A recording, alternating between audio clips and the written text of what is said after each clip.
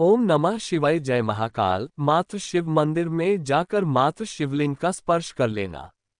आप में से कितने लोग हैं जो शंकर जी के मंदिर में जाकर चंदन की 3 उंगलियां शिवलिंग पर घुमाते हैं? घुमाते हो ना शिवलिंग पर 3 उंगली, तो ये 3 उंगली घुमाने का फल क्या है?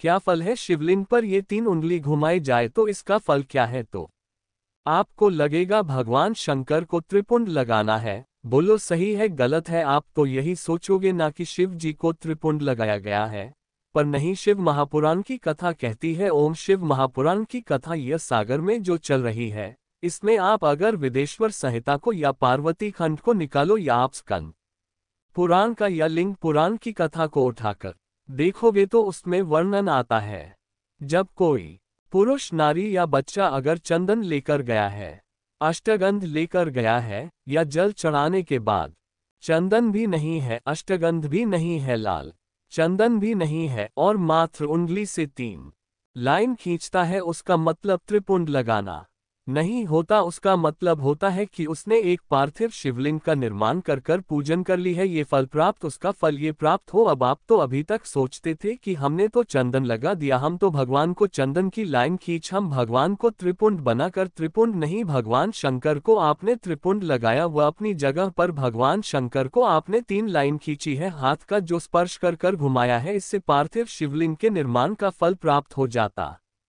विशेष जब कामना रहती है, विशेष कामना। आज आपका मन कर गया 108 चावल के दाने मेरे को शिव जी को चढ़ाना, 108 चावल के दाने मुझे शंकर भगवान को चढ़ाना। विशेष आज आपके मन में कोई मनोरथ बड़ा है, कोई कामना बड़ी है, और बाबा से आपने विनती करी कि मेरा ये कार्य अटक रहा, आप पूरा करोगे, मुझे विश्वास है। 108 चावल के दाने चढ़ाना है। आपने चंदन लगाया, हाथ की हथेली पर 10 चावल के दाने जो घर से गिन करा लेकर गए हो, उसको हथेली में रखा। एक एक चावल का दाना नहीं चढ़ाया, हथेली में रखकर विशेष कामना, जैसे किसी कर्मकांडी ब्राह्मण से पूछा जाए, पूजन होने के बाद में विशेष अर्घ दिया जाता है, विशेष उसी तरह विशेष कामना के लिए एक पत्र में आया। विशेष कामना का फल किसी ने सुन लिया था।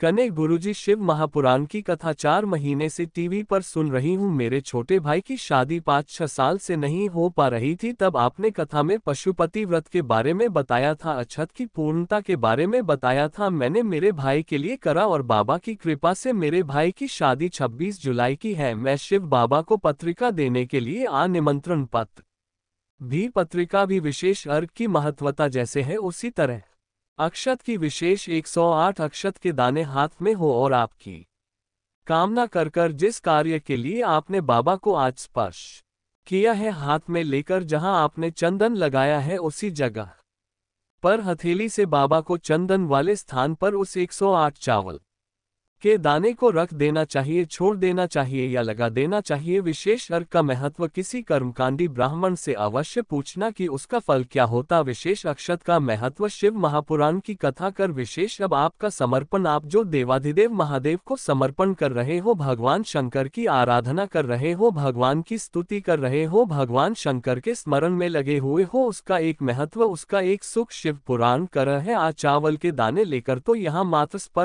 स्पर्श की मूलता को ध्यान रखिए। जो पत्र लिखे हैं, और पत्र में उन्होंने लिखा कि हमारे यहाँ हमने ऐसा सुना है कि शिवलिंग गर्भवती नारी शिवलिंग का स्पर्श या शिवलिंग की पूजन नहीं कर सकती, तो उसको कृष्णेश्वर महादेव 12 ज्योतिर्लिंग में से एक ज्योतिर्लिंग है कृष्णेश्वर महादेव। कृष्णेश्वर महादेव की पर्ण कथा का स्मरण कराएगा कि स्वयं सुधर्म नाम का ब्राह्मण, सुधर्म नाम का ब्राह्मण अपनी पत्नी से कह रहे हैं कि अगर अब आपसे बालू का शिवलिंग नहीं बनता, मिट्टी का शिवलिंग नहीं बनता, तो एक काम करिए, अब आप बालू के शिवलिंग की जगह, मिट्टी के शिवलिंग की जगह, पार्थिव शिवलिंग की जगह एक काम करना कि आप किसी मंदिर में जाकर शिवलिंग का मात्र स्पर्श कर लेना, भी केवल स्पर्श कर लेना। पार्थिव शिवलिंग के निर्माण का फल है केवल स्पर्श। आप लोग जाते हैं शिव मंदिर, तो शिव मंदिर जाते हैं तो शिवलिंग का स्पर्श करते हैं, जमके तो बोलो जरा करते हो सब लोग, तो शिवलिंग का मात्र स्पर्श केवल छूना नहीं है। स्पर्श का मतलब होता है शंकर भगवान को आप चंदन ले गए हो कि नहीं ले गए हो, अष्टगंध ले गए हो कि नहीं ले गए हो, पर ये तो मुझे विश्वास है कि एक लोटा जल लेकर जरूर जाते हो। जल चढ़ाने के बाद भी अगर आप 3 उंगलियां शिवलिंग पर अगर मात्र घुमा देते हो, तो समझ लो कि आप प्रतिदिन पार्थिव शिवलिंग का निर्माण कर रहे हो और शिवलिंग की पूजना।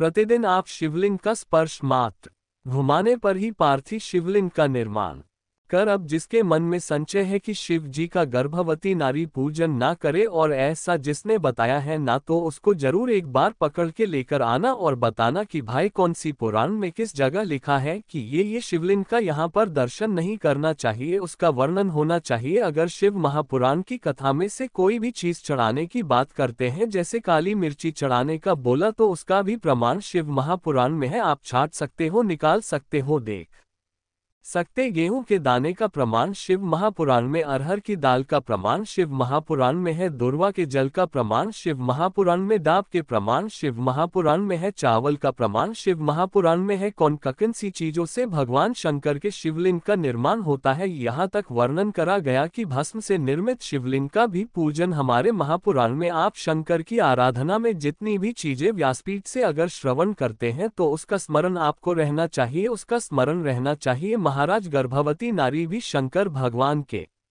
मंदिर में जाकर उसका स्पर्श शिवलिंग का कर सकती है, किसी को रोक नहीं है। उसका फल क्या मिलता है वो भी स्मरण कर लीजिए। समा को बेटा हुआ, सुधर्म ने कहा कि इस बेटे को तुम सुध को दे दो, उसकी संतान नहीं है। जब तुम्हें एक पुत्र हो गया है तो दूसरा भी हो जाएगा। उन्होंने सुध को दे दिया। सुदह ने पाल पोस कर बेटे को बढ़ाकर लिया, उसकी शादी कर दी, घर में बहू आ गई। बहू को मालूम पड़ा कि मेरी असली सास तो घुस, ये सुध मेरी असली सास नहीं है। क्रोध गया, उसने सास को पूछना बंद कर दिया। सुध को गुस्से में आ गई सास। सुदह ने मन में सोचा कि बेटा ही नहीं रहेगा तो बह किस काम की रहेगी। बह गई थी मायके। सुहा ने अपने बेटे के टुकड़े टुकड़े कर कर एक कपड़े में बांध कर तालाब में फेंक दा। आप देखिए, गर्भवती नारी अगर शंकर का स्मरण करती है, पूजन करती है, तो उसके बालक पर कितना फल मिलता है, ये शिव महापुराण की कथा कहती है। तो जिसने आपको कहा कि नारी को शिव जी का स्पर्श नहीं करना चाहिए, उसको यह पूरी कथा सुनाओ। गणेश्वर महादेव बेटे के टुकड़े कर कर कपड़े में बांधकर तालाब में फेंक दिया। समा शिव जी के शिवलिंग का निर्माण करती थी और पार्थ शिवलिंग का पूजन कर कर शंकर भगवान का विसर्जन करने जाती थी। आज घमा के मन में आ गया, मेरे बाबा शंभु हे भोलेनाथ त्रिकाल दर्शी कैलाशी अविनाशी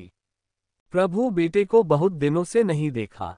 जिस बेटे को गर्भ में रखा था और आपकी पूजन करी थी, मेरा बेटा वो नजर नहीं आ रहा। शंकर भगवान ने 1 हफ्ते पहले मरे हुए समा के बेटा जो टुकड़ा टुकड़ा हो गया था, उस बेटे को जीवित तालाब से बाहर निकाल दिया। ये गर्भस्थ नारी की शिव आराधना का सबूत है।